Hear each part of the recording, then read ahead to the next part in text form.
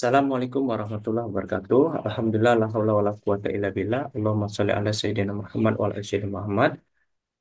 Baiklah, kembali lagi di Bimbel Online Lulus ASN. Hari ini insya Allah kita akan melanjutkan pertemuan kita terkait dengan pembahasan tes karakteristik pribadi atau TKP, di mana ini menjadi sebuah kewajiban sebagai calon pejuang NIP ya. Kita harus mempelajari tentang eh, TKP ini. Baik, langsung saja saya akan share screen tentang materi TKP ya. Sebelum kita eh, jauh melangkah, kita akan bersama-sama memahami maksud dan pengertian dari TKP itu sendiri. TKP adalah tes karakteristik pribadi yang merupakan bagian dari seleksi CPNS yang menguji karakter, menguji kepribadian serta perilaku dalam situasi kerja. Di dalam tes ataupun ujian ketika seleksi kompetensi dasar, terdapat 110 soal dan salah satunya membahas tentang TKP, di mana TKP ini memiliki proporsi yang cukup banyak ya dibanding dengan eh, TIU dan juga TWK sebanyak 45 soal.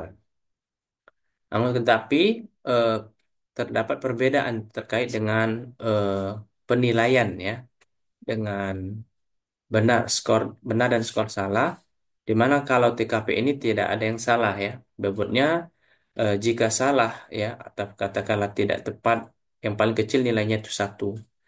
Bahkan kalau dia sangat tepat betul itu nilainya 5. Jadi teman-teman, sayang sekali kalau kita tidak mau mengisi ya atau mengkosongkan jawaban dari eh, TKP ini. Jadi harapannya ke depan ketika mengisi soal TKP harus diisi semua ya. Mau betul atau salah itu harus kita isi. Kemudian selanjutnya adalah terkait dengan tips ya. Tips dan trik bagaimana mempelajari TKP. Secara detail insya Allah nanti kita akan buka sendiri sesi eh, pembelajaran ya, soal dan jawaban. Yang pertama, tipsnya adalah memahami nilai-nilai ASN.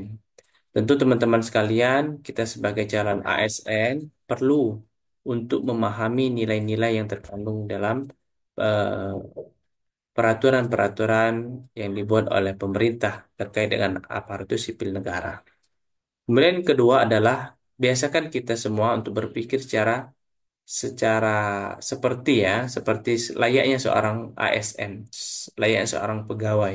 Bagaimana kita memposisikan sebagai pelayan masyarakat ya, sebagai pelayan publik, sehingga kita bisa memberikan servis ataupun pelayanan yang sempurna, yang prima, sehingga halayak banyak ataupun masyarakat bisa mendapatkan pelayanan yang terbaik, merasa puas ya. Kemudian selanjutnya adalah kita dituntut untuk memilih ya, atau mencari jawaban yang paling positif, yang paling tinggi grade-nya, bahkan yang paling profesional. Artinya, ketika dihadapkan sebuah soal yang sangat sulit, maka kita cari opsi yang paling positif dan juga paling profesional. Layaknya seorang pegawai, kita harus mencari pelayanan yang terbaik itu. Kemudian selanjutnya adalah latih diri kita dalam simulasi soal.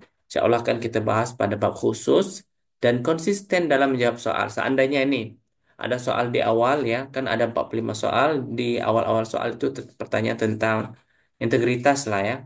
Ketika kita telat, akan tetapi ada yang katakanlah kecelakaan, apakah kita bantu dulu atau seperti apa? Maka ketika nanti di akhir-akhir soal mungkin soalnya sama, hampir sama, mirip, maka kita harus konsisten dengan jawaban yang pertama ya. Itu menjadi apa penilaian sendiri oleh panitia seleksi.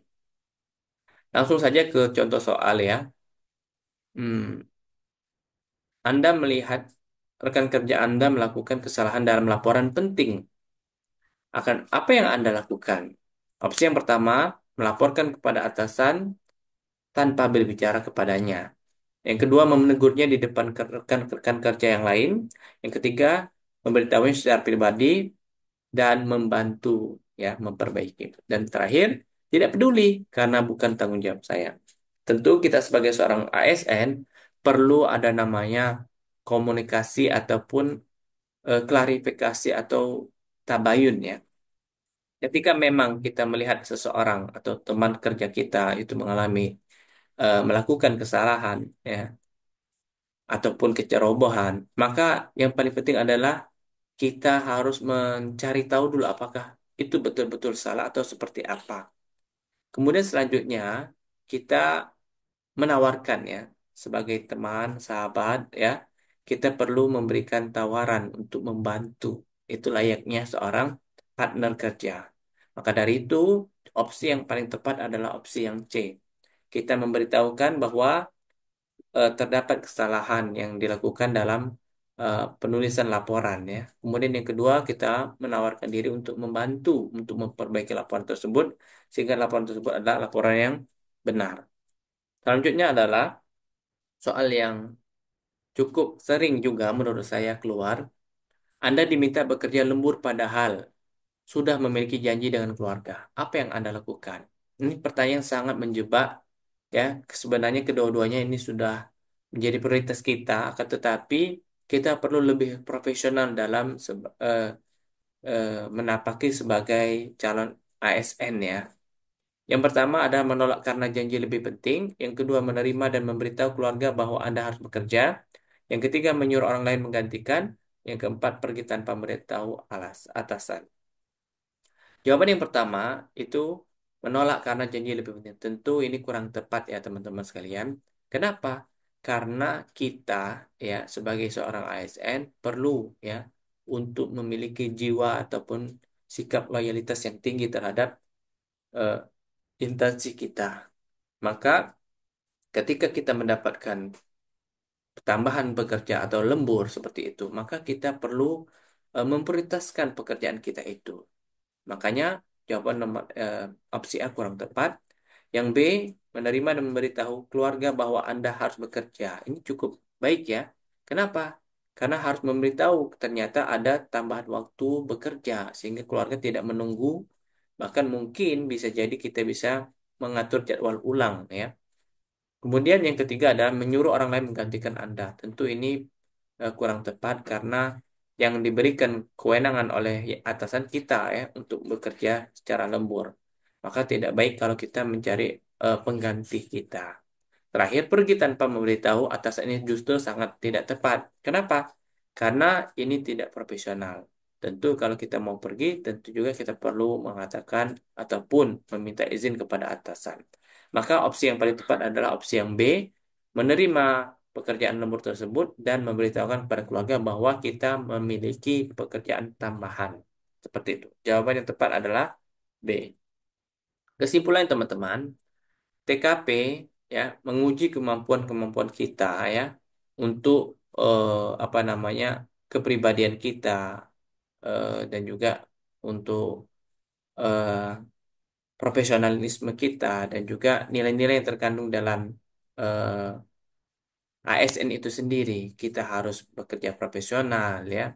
Kita harus melakukan memprioritaskan pekerjaan kita di instansi yang kita jalani dan juga mengedepankan kepentingan umum ya ataupun masyarakat dibanding kepentingan pribadi ataupun golongan. Sebagai penutup dan motivasi teman-teman jangan takut gagal, teruslah berlatih, teruslah percaya diri, be confident. Mudah-mudahan kita semua akan menjadi sukses dan bisa masuk kepada perankingan nanti di SKD dan juga di SKB dan insya Allah kita semua akan dilantik pada waktu yang tepat menjadi calon pegawai negeri sipil.